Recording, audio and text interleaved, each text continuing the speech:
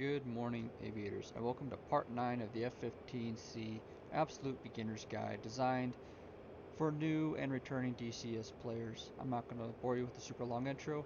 We're going to jump right into it. Last video, I mentioned I was going to talk about jamming first. Jamming next. I decided that talking about the RWR and the tactical early warning system, the screen displayed in the front right portion of the flight deck. Now the radar warning system, radar warning receiver on this aircraft is called the RWS radar warning system. It's designed to detect the energy of radars emitted and classify them by strength of the emitter. So the closer, or I should say the stronger the emitter strength, the closer to the center it is. It also displays threats in several different ways, whether it's ground or air, and it'll also designate a primary threat as necessary. It can detect unique radar emissions by the type of emitter, and it's stored in its database, and then when it detects that, it publishes a code here on the screen and at the 0 o'clock position at the correct azimuth that the emitter is coming from. It can also give you it could detect continuous wave or a lock warning, and a missile launch warning or an active radar missile warning. It doesn't provide IFF capability, but it gives you situational awareness for what radars are looking at you. The RWR for the F-15 Eagle, provides detection 360 degrees, so 180 degrees plus or minus, and an elevation range of positive or negative 45 degrees. So if there is a target almost directly above you or almost directly below you, it will not detect that radar emitter. So an enemy could, hypothetically, burn really fast, low altitude, pop up underneath you, launch, and you'd have no indication in the F-15. It will hold RWR or radars that have been detected. It will show them on the screen for 7 seconds, and if there's a new detection, it will keep it on there. So when a threat is detected, a high-pitched audio tone would be heard once, and if it's new, almost like a half circle displayed on the top. Airborne threats will have a little diamond hat, I call it, showcasing that it is an airborne threat. So let's see what some of these look like. I'm going to put in some air threats. Alright. Zoom in a little bit here. So we have some indicators now on the RWR. We have a 29 with that little diamond hat that I was telling about. That means it is an airborne aircraft, or airborne emitter, I should say. And it's classified, the RWR is classified it as a MiG-29 type radar. But doesn't mean it's just a MiG-29. It could be an Su-27, Su-31, and I can't remember the other ones, but I know maybe the J-11. There's another aircraft that falls under the 29 radar emitter. You can look in the F-15 manual and it'll show you what aircrafts fall under what symbol. This is the MiG-31, and it is much closer to the center, and you might think it's because it's closer. Well, actually, if you look on the vertical situation display, the MiG-31 is off here to the right. It's almost the same distance as the MiG-29, yet so much closer, and that's because the MiG-31 has such a strong radar that it detects it closer to the center on the RWS. It's also published here as the primary threat because there is a box, a diamond around it. And then you can tell it's airborne. There's a little diamond hat underneath it. It's the newest threat because we have a circle here. Now I'm sure you noticed that there was a third aircraft that showed up here on the display. That is a MiG-25 that I put in there, and there it just pops up. It's got a weaker radar, shows it farther away, even though it's the closest aircraft. Because its radar emitter is so weak, it doesn't show up till now, and it's farthest away from the middle of the circle, indicating it's got a lower emitter. So close to the center does not give the best indication of how close that aircraft is you in a firing position. So just keep that in mind. And let me show you, so I'm going to turn on my IR here so I can head track. I'm going to take us off active pause.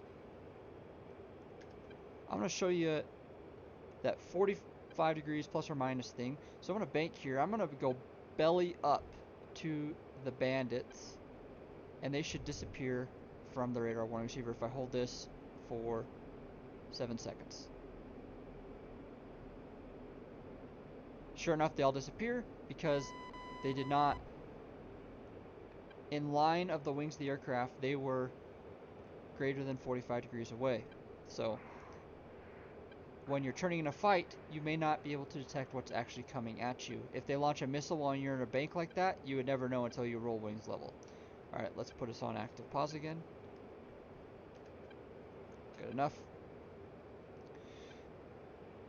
Now, when an aircraft, an airborne interceptor aircraft, detects you on radar, like these three have, that is called a nail. When you give a call to your buddies or whoever, or just want to practice, this MiG-29, you would say nail 12 o'clock, and then for the MiG-31, nail 1 o'clock. If they were to lock you up, and they won't because I set them to return fire only as their rules of engagement, if they lock onto you, you would hear a continuous beeping. That means that it's continuous wave of radar being thrown at your aircraft, and the RWR can detect that. So, high rapid beeping tones, it's locked onto you, and that's called a spike. A spike. Going to SAM threats. Here we go. Okay. Okay, here's a good example. That's a spike from the SAM, which is an SA-6 off our nose. I've set the aircraft to immortal, so if they actually do launch at us, it won't hurt us. But these are called mud. When you say mud, that is a ground threat is detected. Now in the game, the AI, when it's doing this, when it's locking you in radar track, they'll say mud spike. In this case, mud spike 12 o'clock. There's some debate about what the real code actually would be in this situation. Some people say dirt, that detects a threat, and that it just scans you. And then when it tracks you, that's when you say mud. Mud spike, doesn't really matter for all intents and purposes. Now all these are hostile SAMs, so you would report them all as mud. If they were friendly SAMs, you would say bird. Bird is the brevity code. Oh, and if it's a friendly aircraft that is locking onto you, that's called a buddy spike. That's kind of a warning. Hey, I'm getting buddy spiked. Okay, so let's get rid of those SAMs just so they don't actually fire at us. And those are three different types of SAMs. An SA-2 off to the left and an SA-10 off to the right. Let's spawn some naval threats. Okay. So they don't have hats, they're on the ground. The T2, that is the primary target. It doesn't look as close as the other one, but let's look at the location. Let's go to the F10 tab. This one is much closer. This one is only 19 miles away compared to 42 miles away. That might be part of the reason why the RWR decided to classify this as the primary threat. Now, if we go off active pause, I want to show you what a missile warning sounds like. So we'll actually steer towards the closer of these two ships. And I think you still would classify them as mud and mud spike, or dirt and mud, because they are still ground units, even though they are Navy vessels. There we go. That is the sound of a launch warning. Let's go active pause. If you see a flashing circle, that indicates a launch warning. And yep, the missiles, well, they hit us, but I am immortal. You hear that the continuous ticking, that's the tracking, and then the audible oral warning, the that's the missile launch warning. In this case, it is a Fox 1 missile because it's the radar from the ship is directing the missile. There's no onboard guidance from the missile itself. So if you hear this, these missiles are launched at you, you would say defensive or defending. You could also say missile launch, 11 o'clock in the situation, but if you were to say defending missile, 11 o'clock, that would also be perfectly acceptable. Because I'm on active pause, these missiles are acting really weird. These ships, the ship's just launching all kinds of missiles at me. So that is a launch warning. It's the same as the aircraft from an aircraft as is from a SAM and a naval vessel. The only thing that's different is if you get a Fox 3 launch from an aircraft. So let's spawn a Fox 3 threat.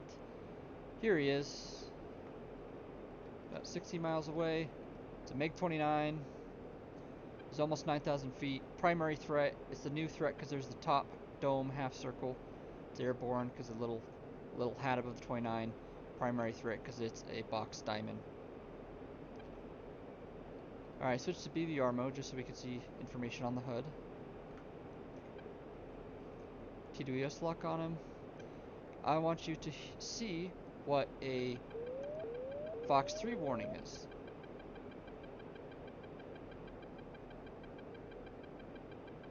Well, I think it launched. There it is.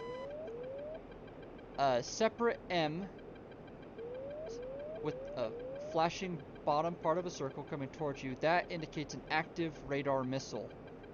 See how the M is separate from the 29? The M indicates missile. Sure enough, coming right towards us is an R-77. And it gets closer and closer as the radar is stronger and more powerful. And it will finally coast to us here in a second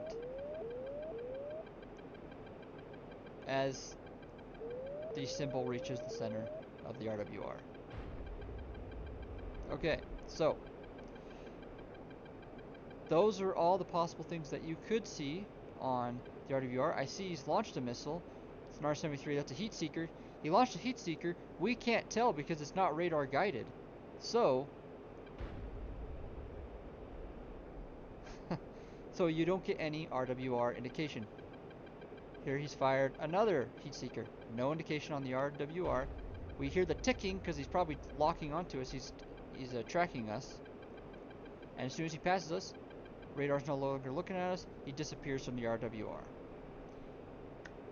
That is how the tactical enhanced warning system works on the F-15C. Hopefully that quick explanation, a couple of